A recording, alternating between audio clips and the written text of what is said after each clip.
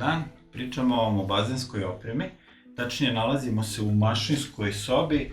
koja sadrži svu opremu za bazen koja je potrebna za njegov rad. Počet ćemo od strujnog ormana koji je komandni uređaj za uređaje koji se nalaze ovde i koji upravljaju njegovim radom. Strujni orman inače sadrži svu moguću vrstu zaštite za uređaje koji su uključeni, od zaštite za pregrevanje pumpe, fidove sklopke, ukoliko bilo šta od uređaja dođe struja u kontakt sa vodom, osigurači za svaki od uređaja posebno i tajmer koji ćemo posebno objasniti, koji kada je strujni orman uključen na položaj 1, gde i piše tajmer, sam upravlja uređajima na način da ih u određeno vreme pali, u određeno vreme gasi i vodi računa da voda iz bazena upravo onoliko prolazi kroz sistem za dezinfekciju i filtriranje koliko je dovoljno da se sva količina vode u bazenu pročisti na optimalan način.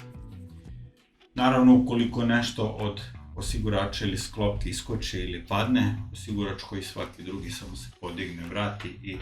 ponovo je u funkciji. Ovaj glavni prekidač, kao što smo rekli, ima položaj tajmer 1, isključeno 0 i non-stop položaj, to je položaj 2. Često ćemo ga koristiti kada usisavamo bazen ili kada se voda malo više zaprlja pa želimo brže da je i pročistimo, a držimo sve uređaje uključene na non-stop režim.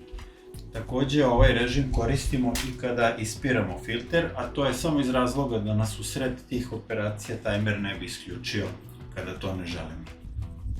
Svaki od uređaja ima svoje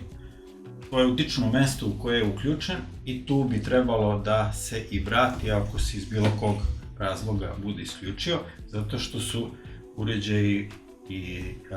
sistemi za zaštitu samih uređaja projektovani tako da su osigurač za pumpu tačno onoliko koliko treba za ovu pumpu, dakle ne bi trebalo menjati mesta nego ovako kako je uređajima, nego ovako kako je napisano.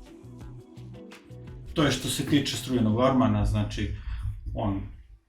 uključuje uređaje i vodi računa o njihovoj zaštiti.